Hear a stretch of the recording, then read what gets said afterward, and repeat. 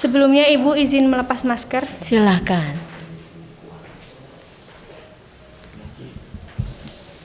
Assalamualaikum warahmatullahi wabarakatuh. Waalaikumsalam warahmatullahi wabarakatuh. Halo teman-teman PLS, kembali lagi di kegiatan PLS Pengenalan Lingkungan Sekolah tahun 2021-2022 dengan tema Gapai Mimpi Setinggi Bintang Menjadi Generasi Pemenang. Sebelumnya izin memperkenalkan diri, nama saya Nadila Putri Rendra sebagai MC PLS tahun ini. Saat ini saya sudah ditemani oleh Ibu Indah Budiati selaku guru SMA Negeri 2 Padalarang.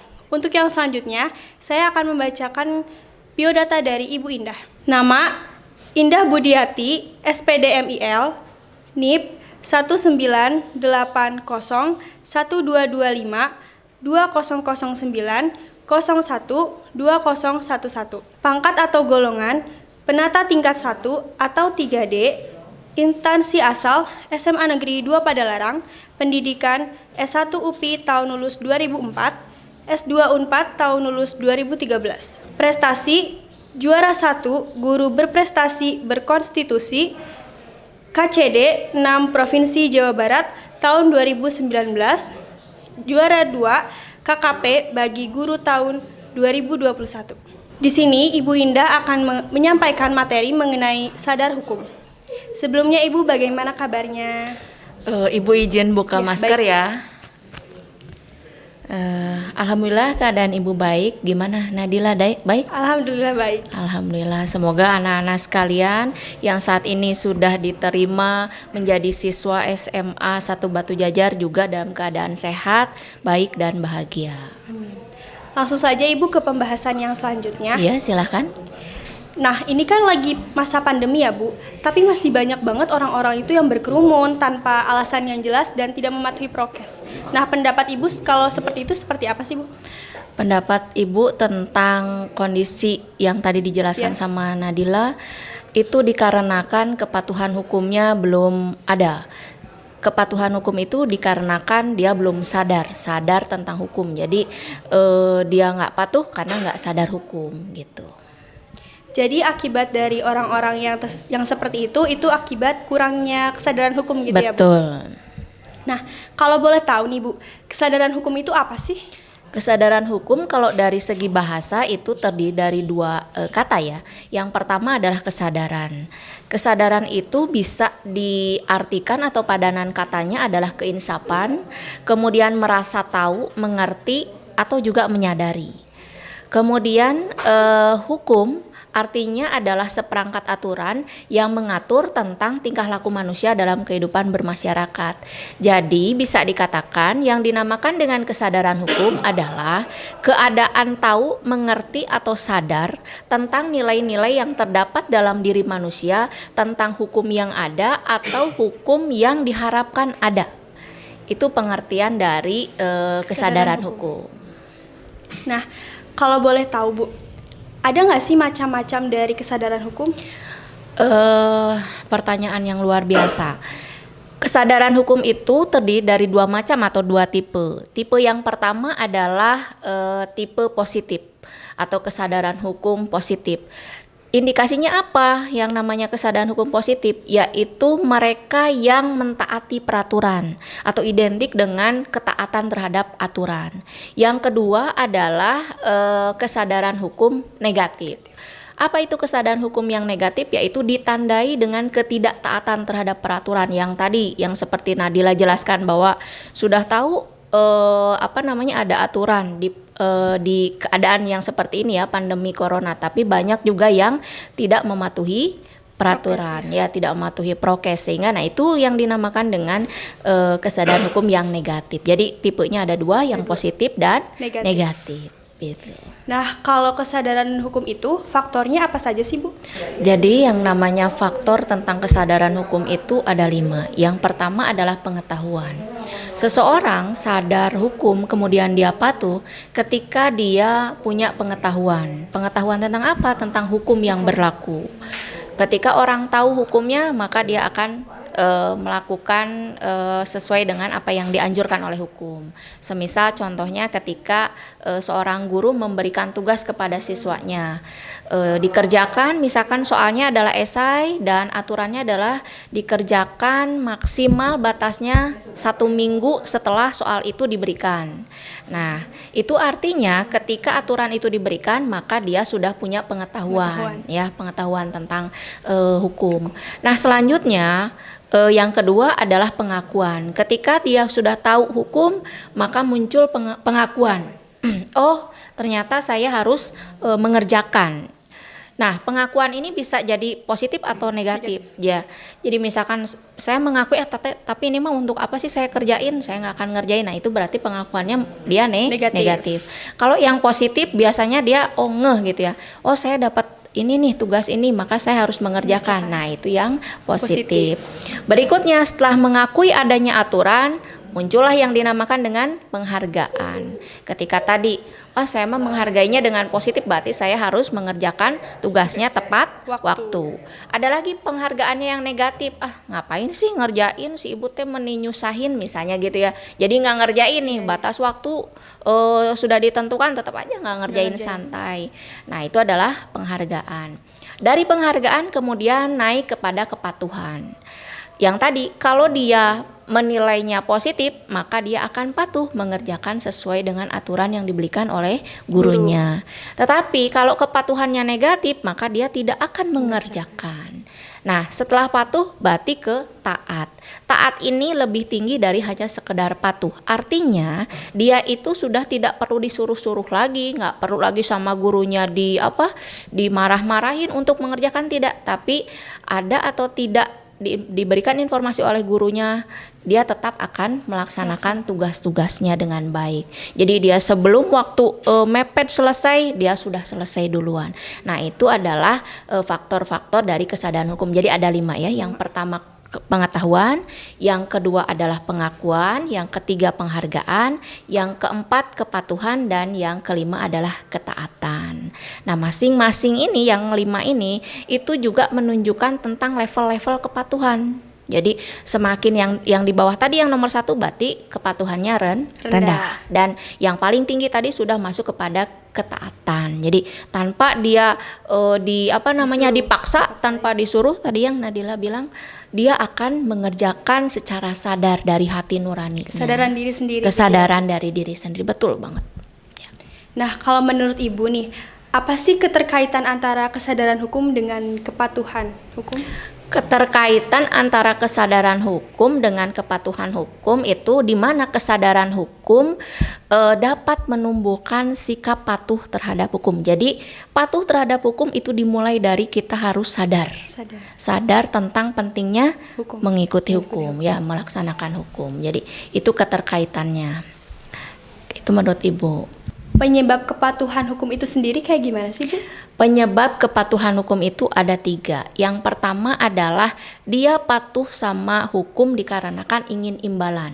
Semisal Nadila mengerjakan tugas dari ibu guru yang tadi diberikan ya, seminggu setelah dirilis tugasnya harus selesai, itu karena imbalan, karena pengen dapat nilai, pengen dapat pujian, betul. Jadi sesuatu yang dia lakukan tapi dia tetap pengen imbalan. Saya mah udah pengen dapat nilai, pengen dapat pujian. Oh, bagus Nadila, pertama ngerjainnya, wah luar biasa, hebat. Itu kategori yang pertama. Kategori yang kedua, kenapa dia patuh, yaitu supaya keanggotaannya tetap terjaga. Jadi misalnya biar Nadila itu tetap keanggotaannya itu tetap ada. Semisal Nadila diminta untuk berkelompok nih, mengerjakan tugas secara berkelompok. Nah, kalau mengerjakan tugas berkelompok kan nggak bisa sendiri-sendiri ya. Harus mengerjakannya bareng-bareng ya. Bekerja sama. Kalau ada yang nggak bekerja sama, tugasnya akan selesai atau tidak? Tidak. Nah, maka dari itu faktor yang berikutnya adalah biar anggotanya ini tetap terjaga keutuhannya supaya bisa mengerjakan tugasnya dengan tepat waktu sesuai dengan yang diberikan oleh gurunya. Nah, itu yang kedua. Berikutnya yang ketiga adalah sudah terinternalisasi dalam dirinya. Artinya seseorang ini atau siswa ini tanpa diminta, tanpa dipaksa tadi dia akan sudah mengerjakan. Jadi tidak lagi karena imbalan, tidak lagi karena ingin anggotanya tetap terjaga gitu ya. Tapi sudah bahwa sudah merasa bahwa aturan ini sangat bermanfaat bagi dirinya, sangat sangat berguna bagi dirinya, sehingga tanpa ada imbalan atau apa dia tetap akan melaksanakan. Ya, itu jadi ada 3 ya. Apa saja sih Bu upaya untuk meningkatkan kesadaran hukum dan kepatuhan hukum itu? Ya, upaya untuk meningkatkan kesadaran hukum itu minimalnya nih ya, ada 3. Yang pertama adalah preventif, yaitu upaya pencegahan terjadinya pelanggaran. Terjadinya pelanggaran itu kita harus cegah. Upayanya dengan cara menginformasikan aturan, seperti tadi ibu guru yang menginformasikan tentang tugasnya apa aja, dikerjakannya bagaimana, cara mengerjakannya, kemudian waktunya seperti apa gitu ya, misalnya seminggu tadi. Kemudian kalau tidak mengerjakan apa sanksinya, atau kalau misalkan telat sanksinya apa. Nah, itu yang dinamakan dengan preventif, upaya untuk mencegah terjadinya pelanggaran. Diberikan informasi dulu ya, bagaimananya, dia harus bagaimana. Upaya yang kedua adalah represif, di mana represif itu setelah terjadi pelanggaran, misalkan tadi si anak misalkan namanya Anton misalnya nggak ngerjain, itu kan berarti pelanggaran terhadap aturan ya. Dia nggak ngerjain berarti dia ngelanggar aturan yang diberikan oleh guru. Apa yang dilakukan dengan cara represif tadi? Yaitu si Anton dapat hukuman atau sanksi, semisal kalau dia tidak mengerjakan berarti tidak mendapatkan nilai. Kemudian nanti juga kena sanksi sama ibu gurunya, yaitu diberikan nasihat-nasihat dan lain sebagainya. Yang ketiga adalah persuasif. Apa itu persuasif? Juga sama, biasanya berupa dorongan, semangat, kemudian sosialisasi untuk melakukan penyadaran. Contohnya apa? Contohnya adalah yang sering kita tonton di televisi ketika pemerintah meminta kita untuk prokes. Kan itu ada iklan-iklannya ya. Nah, itu himbauan-himbauan agar masyarakat kita tetap patuh dan taat terhadap aturan prokes kesehatan di masa pandemi. Ini contoh dari persuasif, supaya kita sadar terhadap hukum dan mematuhi hukum yang berlaku. Itu ya Nadila. Terus apa sih Bu pentingnya hukum sehingga kita tuh sadar dan harus patuh sama hukum? Apa sih? Hukum itu sangat penting. Kenapa sih sangat penting? Karena hukum itu mengatur tingkah laku manusia. Artinya, kalau kita sadar dengan hukum, maka tujuan-tujuan hukum itu dapat terwujud. Tujuan hukum itu apa? Tujuan hukum itu yaitu biar suasana kehidupan menjadi aman, tentram, damai, dan itu yang dicita-citakan oleh banyak orang ya. Kita kan pengennya hidup itu aman, damai gitu ya, berbahagia. Apalagi di saat pandemi ini kita inginnya selalu sehat. Nah, gimana caranya? Ya itu tadi, kita harus patuh dan sadar terhadap adanya aturan. Begitu. Nah, kita kan sudah tahu ya Bu, kesadaran hukum itu apa? Apakah ada hakikat hukum?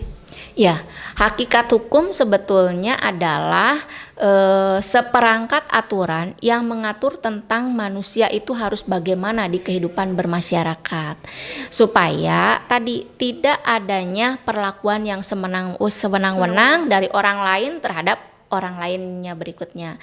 Nah, kalau misalkan ini sudah terjaga, kehidupan tingkah laku kita sudah sesuai dengan aturan, maka tadi ya insya Allah cita-cita dan tujuan hukum akan terwujud. Nah, kalau boleh tahu nih Bu, apa aja sih tujuan dan unsur-unsur hukum itu? Tujuan hukum itu ada 4. Yang pertama, hukum ada untuk mencegah terjadinya perilaku sewenang-wenang. Kita kan punya hak asasi manusia ya. Pada saat ini nih, Nadila kan punya hak untuk hidup sehat. Ternyata hidup sehat yang saat ini terjadi adalah ada faktor dari orang lain. Nah, maka dari itu setiap orang harus mematuhi prokes, supaya apa? Supaya setiap hak dari orang lain itu juga ikut terjaga. Itu ya. Yang pertama mencegah terjadinya perilaku sewenang-wenang. Yang kedua adalah menciptakan suasana damai dan tertib. Tadi yang sudah dijelaskan bahwa hukum itu mengatur tingkah laku manusia, tentang tingkah laku hidup bermasyarakat. Nah, kalau tingkah lakunya sudah baik, sudah benar, maka tentu saja akan menciptakan suasana yang damai, tentram, tertib, seperti yang kita inginkan. Berikutnya, tujuan hukum adalah melindungi kepentingan masyarakat. Saat ini kan kepentingan kita adalah untuk hidup sehat, hidup bahagia. Nah, gimana cara melindunginya? Yaitu harus ada hukum. Yang terakhir, yang keempat adalah memberikan kepastian hukum. Artinya begini, ketika ada perintah dan larangan maka ada sanksi. Supaya apa? Supaya orang patuh terhadap hukum. Supaya orang takut untuk melakukan pelanggaran. Sehingga ini yang dinamakan dengan memberikan kepastian hukum. Begitu tujuan dari hukum.